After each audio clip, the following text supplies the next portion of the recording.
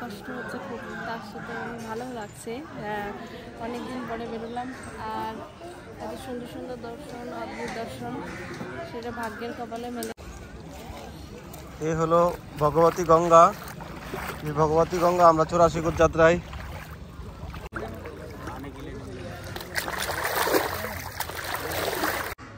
মানে শুকর ভগবান এই বটবৃক্ষের নিচেতে বিশ্রাম করেছে বলেন শুকরতাল নাম। আচ্ছা, বর্তমান এই জায়গাটার নাম হলো শুকতাল। শুকতাল কেন নাম হলো? যখন এই সুখদেব গোস্বামী, কানের ভিতরে জল ঢুকে গেছে। আমরা এই যে বট গাছের নিচে বসে আছি, এই গাছটা সেই 70 যুগে।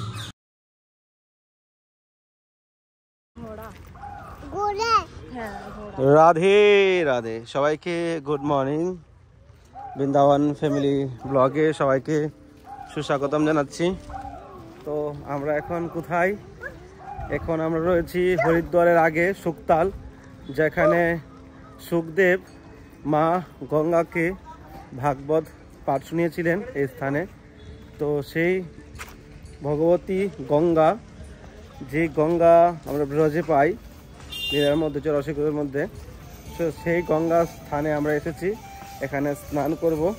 তো আজকে এই ব্লগটা ফ্যামিলি ব্লগেই পাবেন। আর এ দেখুন গৌরাঙ্গী, এ দেখুন গোপালকে নিয়ে এসেছি। দেখা যাক, আজকে তো প্রথম দিন, তো এসে বলছি সেই গঙ্গায়। এ দেখুন গঙ্গার ঘাট। এখন সকাল কটা হবে? 7টা, 7:30 হবে। স্নান হয়ে গেল?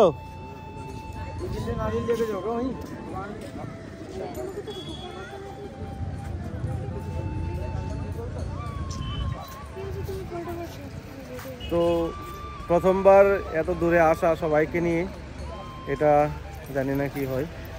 তো গৌরাঙ্গী স্নান করবে? চলো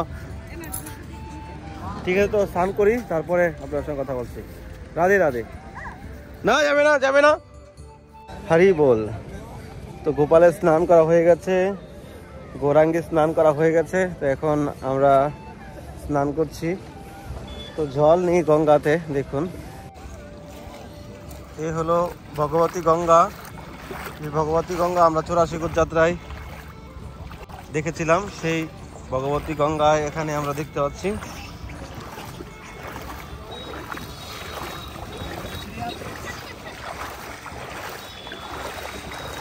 জল নিয়ে এখানে একবার জল কম।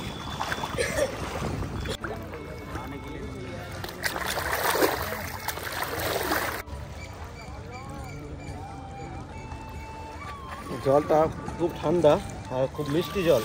তো ডাইরেক্ট হরিদ্বার থেকে আসছে, পুরো গৌমুখী গঙ্গা থেকে আসছে। তো সেই গৌমুখী গঙ্গাতে আমরা যাব, সেই বদ্রীনাথে। তো সেটা আপনারা দেখতে পাবেন।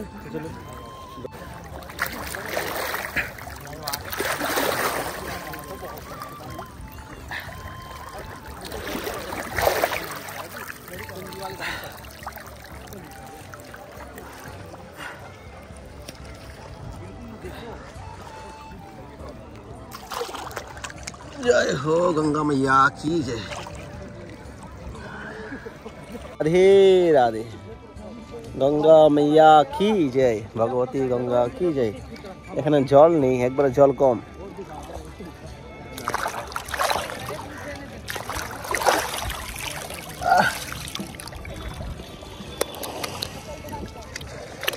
কানের ভিতর জল ঢুকে গেছে।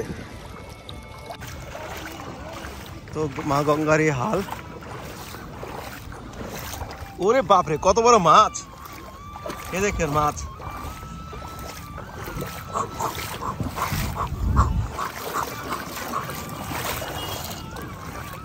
কত বড় মাছ! মাছটা দেখলে কত বড়! কানের ভিতরে জল ঢুকে গেছে।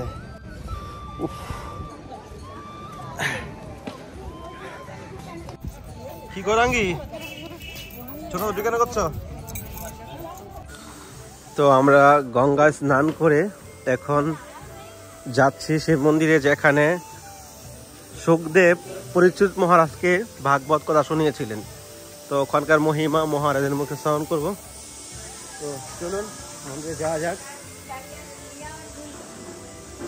রাধে রাধে, শ্রীমদ ভাগবত কি জয়। জয় হোক। ওরা কোন দিকে উঠছে ভগবান জানে।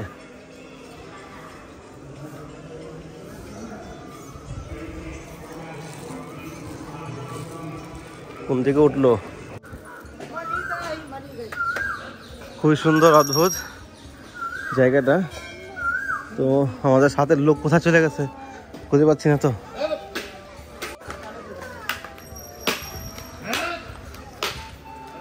কোথায় ওরা? খুব সুন্দর বট গাছ।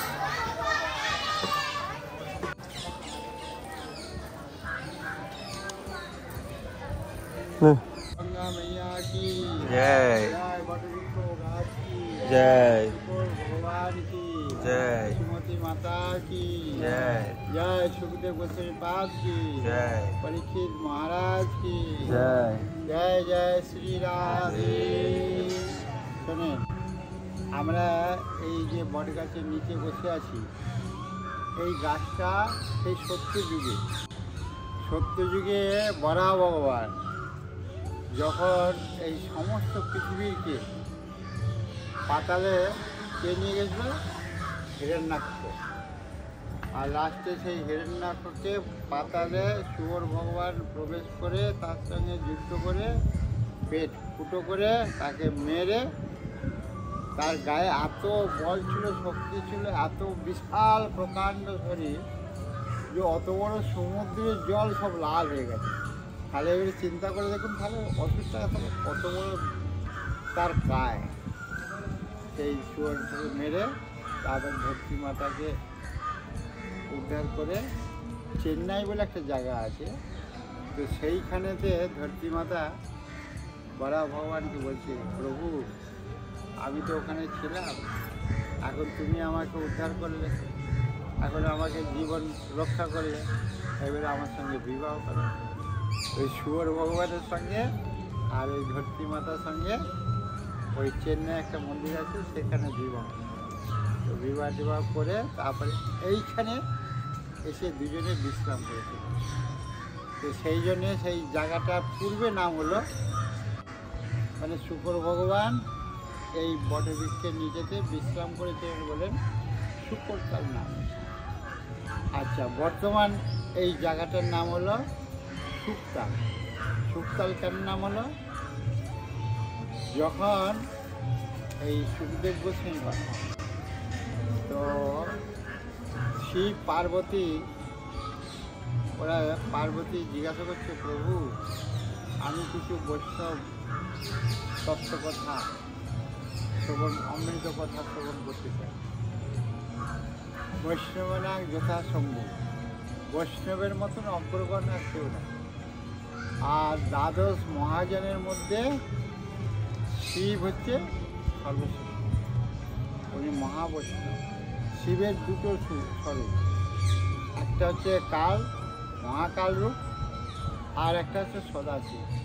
সদাশিব হচ্ছে তিনি বৈষ্ণব, তিনি কৃপা করে আমাদেরকে সবাইকে নিয়ে বৈকুণ্ঠের উপরে পাঠিয়ে দেয়, এটা না। আর দ্বিতীয় কথা, যারা অপরাধী, যারা অপরাধ করবে তাদেরকে নিয়ে ওই যমলোকে গিয়ে পৌঁছে দেবে, তারপরে যমরাজা সেখানে বানিয়ে দেবে। একটা তো যমলোকে নিয়ে যায়, আর একটা হচ্ছে সদাশিব। তো বৈষ্ণবেরা যথাসম্ভব উনি পার্বতীকে অমর কথা এই শোনাবার জন্যে বলছে, এই হাল্লাগুল্লার জায়গায় হবে না, চলো আমরা একান্ত জায়গায় ওখানে পুজো করব, ওখানে শ্রবণ করব। সেই অমরনাথে সেই গোপার ভিতরে ওখানে দুজনে মিলে, তুমি শ্রবণ করো, আমি বলে যাচ্ছি। আর প্রতি পদে পদে হুঁ হুঁ করে একটু বা মাথা নাড়বে বা একটু হুঁ হুঁ করবে। আর এদিকে শিব ঠাকুর অনর্গল বলে যাচ্ছে, আর এদিকে পার্বতী নিদ্রা মহারানী সব নিয়ে এসে যায়। নিদ্রা মহারানী এসে যায়, ওই যে গুনগুনা নিয়ে এসে যায়, ঝিমঝিমা নিয়ে এসে যায়, টিপটিপা নিয়ে এসে যায়, হ্যাঁ, ফুসফুসা নিয়ে এসেছে, সব নিয়ে এসেছে। অর্থাৎ ওই পার্বতী তখন ওই নিদ্রা মহারানী এসে গেল, ঘুমাচ্ছে। আর এদিকে প্রতি পদে পদে একটা পায়রা ওই যে বকবকুম করে না, ওই গোফার মধ্যে বসে করছে আর শিব ঠাকুর নিশ্চিন্তে বলেই যাচ্ছে। ও ভাবছে যে ও তো শুনতে, ঠিক আছে। যখন চোখ খুলে দেখছে, ও বাবা, এই তো পার্বতী যে যার ঘুমাচ্ছে। তখন ও পার্বতী কিছু বলবে না, কুছ নেই করেগা, বড়িয়া। তো পার্বতী সে তার ঘুমাচ্ছে। তখন তুমি ভাবছি আমি যে এই যে হরিকথা বলছিলাম, এই শব্দটা কে করছিল? তখন দেখছি ওই পায়রা। তখন ওই পায়রাটাকে সিংহের সামনে, আহা, আজকে তুমি কত ভাগ্য করেছে যে আমার এই অমৃত কথা তুমি শ্রবণ করলে। একটা পশু হয়ে, আহা, তাকে যখন সিংহ সম্ভাষণ করতে যাচ্ছে, ও ভাবছে আমাকে মারতে আসবে বা ধরে আমাকে কিছু করবে। তখন ওই পায়রা উঠতে উঠতে উঠতে উঠতে ওই ব্যাসমুনির যে পত্নী, ওনার স্ত্রী নিদ্রা আলস্য ঘুমাচ্ছে, তখন ওই পায়রা ওই ব্যাসমুনির পেটের ভেতরে ঢুকে লুকিয়ে বসে আছে। ওই ওর বয়স 16 বছর পেটের ভেতরে বসে আছে। তখন ব্যাসমুনির পত্নী বলছে, দেখো তুমি এতদিন হয়ে গেল, আমি আর ধারণ করতে পারছি না, তুমি জন্ম নেব। বলে আমি জন্ম নেবো, তোমার মুখ দেখবো না, মুখ দেখলে মায়ের মমতা তো ফেসে যাবো, অতএব বাবা আমার দ্বারা। তখন ওই ব্যাসমুনির যে পত্নী ওই জন্ম নিল ওই সুখদেব। ওই সুখদেব গোস্বামীপাদ জন্ম নিয়ে 16 বছর পেটের ভেতরে চুল দাড়ি সব হয়ে গেছে ভেতরে। তো জন্ম নেবার সঙ্গে সঙ্গে ওই বেরিয়ে এই গাছের নিচে এসেছে। আর এদিকে পরীক্ষিত মহারাজ সিংহমণি ওনার অভিশাপ শুনলেন যে ওই জলাহারের জন্য কলিকেও 5টা জায়গায় স্নান চেয়ে নিল কৃষ্ণের পরে। তো সোনার মধ্যে কলি, আর পরীক্ষিত মহারাজ ওই সোনার মুকুট পরে আছে, বাস মাথা ঘুরিয়ে দিল। আর মাথা ঘুরিয়ে দেওয়ার ফলে লাস্টে সাধুকে অপমান করল। কী অপমান? সাধুকে জল চাইছে, সে তার তপস্যার কাছে মনে আছে, বাবা জল পিপাসা পেয়েছে, জল দাও। সে আর জল দিতে তার শব্দই শুনতে পায়নি। লাস্টে ওই পরীক্ষিত মহারাজ পাশ দিয়ে সাপ যাচ্ছে, ওই সাপটাকে মেরে ওই গলায় জড়িয়ে দিল। তখন ছেলে শ্রাপ দিয়ে দিল যে আমার বাবার গলায় যে সাপ গলায় জড়িয়ে দিচ্ছে তাকে 7 দিনে ওই সর্প দংশন করে তার প্রাণ চলে গেল। পরীক্ষিত মহারাজ একেবারে অসন্তুষ্ট হয়ে গেল, একই ব্যাপার, আমার এই কুকর্মের ফল আমাকে তো ভোগ করতেই হবে, সাধুকে অপমান করার ফল ভোগ করতেই হবে। এখন সেই ভোগ করবার জন্যে, এখন সেই ভোগটাকে নিবারণ করার জন্যে সারা পৃথিবীতে দৌড়াচ্ছে। আর সেখানে তার তো কোনো ধন সম্পত্তির অভাব নেই, টাকা পয়সার কোনো অভাব নেই। কোনো সাধু বলছে যজ্ঞ করো, কোনো সাধু বলছে দান করো, কোনো সাধু বলছে এই পূজা পাঠ করো, যে যা বলেছে সব করেছে, কিন্তু তাতেও শান্তি পায়। যখন ওই ভ্রমণ করতে করতে 7 দিনের ভেতরে প্রাণ যাবে, প্রাণটাকে রক্ষা করার জন্যে তার তো ব্যবস্থা তো করতেই হবে। কি আপনার জামাইবাবু যদি অসুস্থ হয়, প্রাণটাকে রক্ষা করে তো ডাক্তার বলছে যা কিছু উপায় করতে তো হবেই। তখন প্রাণটাকে রক্ষা করবার জন্যে এদিকে ওদিকে যাচ্ছে, তখন দেখছি যে এই গাছের নিচেতে ওই সাধু মানে সন্ত সুখদেব গোস্বামীপাদ ওনার সঙ্গে দর্শন। তখন ওনাকে দর্শন করে পুরো নিজে সমর্পণ হলেন। বাবা আপনার মতন এই সাধু সন্ন্যাসী আর জীবনে কোথাও দেখে না, আপনিই আমার প্রাণ রক্ষা করতে পারেন। তখন ওই পরীক্ষিত মহারাজ যখন ওনার শরণাপন্ন হলেন, সুখদেব গোস্বামীপাদ বলছে তোমাকে কিচ্ছু করতে হবে না, তুমি খালি বলো, শ্রদ্ধাপূর্বক বছর আমি কী বলছি। আর সেই অমৃত কথা এই গাছের নিচে উনি সেবন করেন। আজকে সেই অমৃত কথাতে দেখুন বটবৃক্ষ অমর হয়ে গেছে। আর আজকে দেখুন সারা বিশ্বের লোক এই ভাগবত কথা শুনে অমরত্ব লাভ করছে কি না? আর দেখুন সাধু সন্ন্যাসীদের কোনো কিছু সম্পত্তি নেই, আছে কিছু, কিন্তু এত বড় বড় মন্দির, এত বড় বড় আশ্রম, এই সংসার রবি রজনী দিনের পর দিন, হ্যাঁ, সূর্য উদয় অস্ত দিনের পর দিন কী করে হচ্ছে? যদি সাধু সন্ন্যাসী যদি ধর্মপাড়ার যদি না থাকতো তাহলে এই উদয় অস্ত আদৌ হতো না। এই ধর্মপাড়ার আছে বলে আজকে সংসারটা কিছু টিকে আছে। আর যখন নাই থাকবে না তখন সংসারও সব। তো এই সেই বট বৃক্ষ, এখানেই সুখদেব পরীক্ষিত মহারাজকে সে ভাগবত পাঠ শুনিয়েছিলেন। আর এই গাছ সত্যযুগের, আপনারা মহারাজের মুখে লীলা শ্রবণ করেছেন, এই গাছ সত্যযুগের, এখনো পর্যন্ত বিরাজমান। দেখুন কত বড় এরিয়া নিয়ে এই গাছ হয়ে রয়েছে, এত বড় এরিয়া নিয়ে। তো এখানে সুখদেব পরীক্ষিত মহারাজকে এখানে ভাগবত কথা শুনিয়েছিলেন। তো এখানেই দেখুন সুখদেব আর পরীক্ষিত মহারাজের এখানে মন্দির রয়েছে।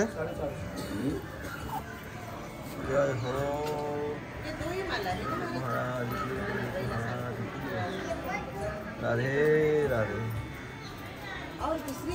তো গৌরাঙ্গী খুব দুষ্টামি করছে এখানে। তো প্রিয় ভক্তগণ, এখানে আজকে ফ্যামিলি ব্লগের মাধ্যমে এখানে ভিডিওটা শেষ করছি। আপনারা আজকের মধ্যে পেয়ে যাবেন। তারপরে আমরা হরিদ্বার যাব, আজকে দুপুরের মধ্যে হরিদ্বারের ভিডিও আপনারা চেষ্টা করবো আপনারা রেখে দিতে। তো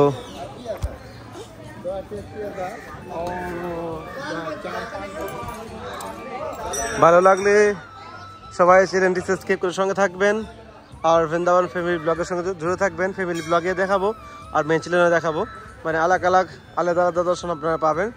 তো সবাইকে ধন্যবাদ। রাধে রাধে, হরে কৃষ্ণ। কেমন লাগলো এখানে এসে? কষ্ট হচ্ছে খুব, তার সাথে ভালো লাগছে। অনেকদিন পরে বেরোলাম, আর এত সুন্দর সুন্দর দর্শন, অদ্ভুত দর্শন, সেটা ভাগ্যের কপালে মেলে। তো আমাদের অহভাগ্য মহারাজের কৃপার জন্য।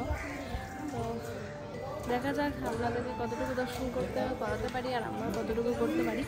পুরো ভিডিওটা দেখতে থাকেন। তো এখানে ভিডিওটা শেষ করছি। সবাই ভালো থাকুন, সুস্থ থাকুন। রাধে রাধে। পরীক্ষিত মহারাজ কি জয়, সুখদেব মহারাজ কি জয়, শ্রীমদ্ ভাগবত কি জয়, শ্রীমদ্ ভাগবত কি জয়। রাধে রাধে।